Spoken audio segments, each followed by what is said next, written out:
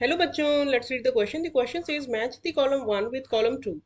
In column 1, A is given 32 gram each of O2 and S. In B, it is given 2 gram molecule of K3FeCN whole 6. In C, 144 gram of oxygen atom.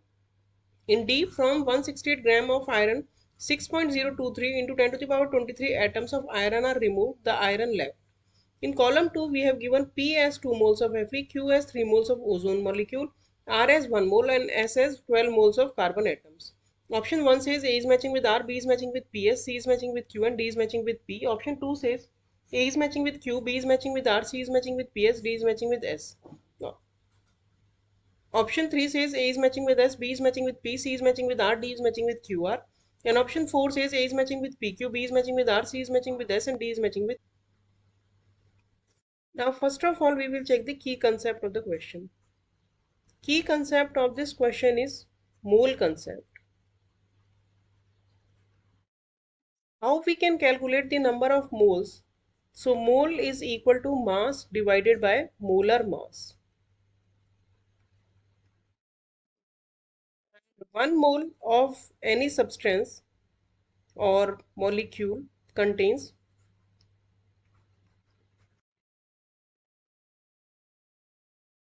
6.023 into 10 to the power 23 molecules.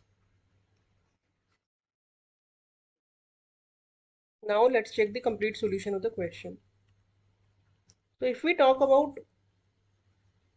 A, so here it is given 32 gram each of O2 and sulfur. So O2 का जो molar mass होता है वो होता है 32 और sulphur atom है तो इसका एटॉमिक मास भी होता है 32. तो इनके मोल अगर हम निकालें तो दोनों के ही मोल हो जाएंगे. मास 32 है और मोलर मास या एटॉमिक मास भी 32 है. तो 1 mole each of O2 and sulphur, दोनों के ही एक एक मोल हो जाएंगे. तो इससे हम कह सकते हैं कि A is matching with R. B में हमें दिया है 2 ग्राम मॉलिक्यूल्स ऑफ K3FeCN6 होल 6. अब हम अगर ग्राम मॉलिक्यूल की बात करें तो ग्राम मॉलिक्यूल क्या होता है? ग्राम मॉलिक्यूल होता है the quantity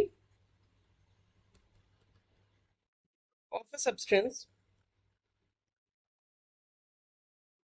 whose weight is numerically equal to the molecular weight of the substance.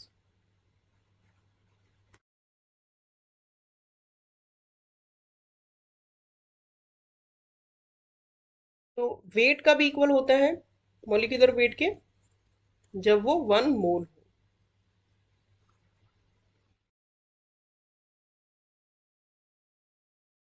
और 1 मोल के इक्वल होता है. तो बेसिकली हम कह सकते हैं कि ग्राम मॉलिक्यूल मोल को ही रिप्रेजेंट करते हैं. तो यहाँ पे हम कह सकते हैं कि इसके हो गए 2 मोल्स ऑफ K3FeCN होल 6.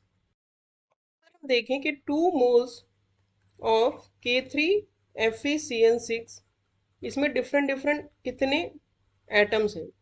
तो इसमें पोटेशियम के अगर हम एटम देखें तो हो जाएंगे 6 मोल्स ऑफ पोटेशियम एटम, क्योंकि एक मोल के अंदर 3 है तो 2 मोल्स के अंदर 6 हो जाएंगे.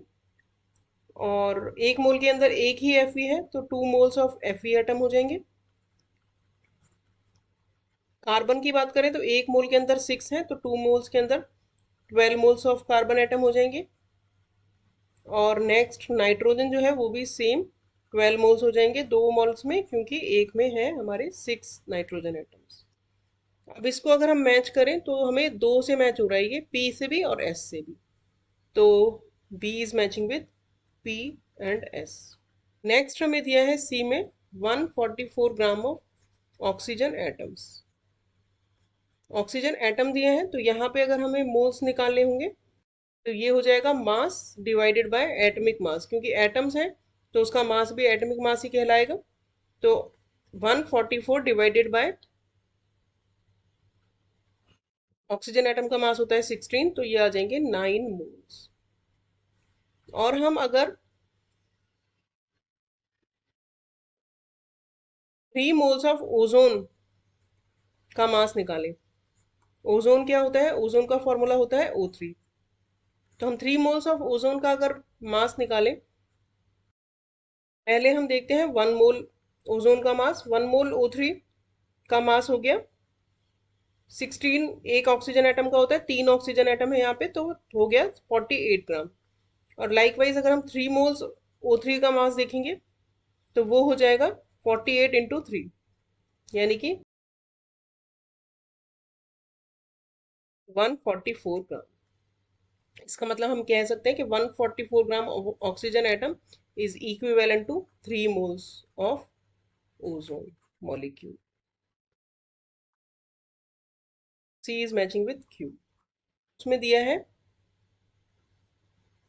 168 ग्राम Fe था हमारे पास पहले, तो 168 ग्राम Fe मोल्स अगर हम कैलकुलेट करें तो मोल्स हो जाएंगे mass divided by atomic mass, क्योंकि एटम के फॉर्म में हमें आयरन दिया है तो एटॉमिक मास से ही हम डिवाइड करेंगे। तो मास है 168 और एटॉमिक मास आयरन का होता है 56, मोल्स हो गए 3 moles.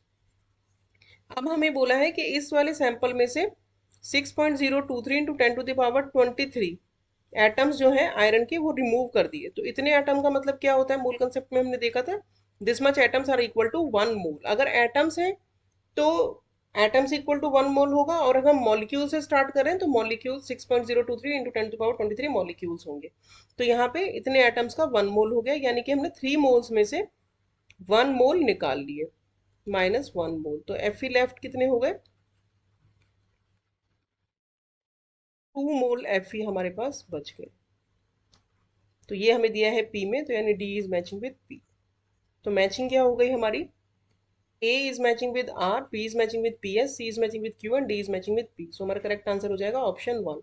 Hope you understood the solution well. Thank you.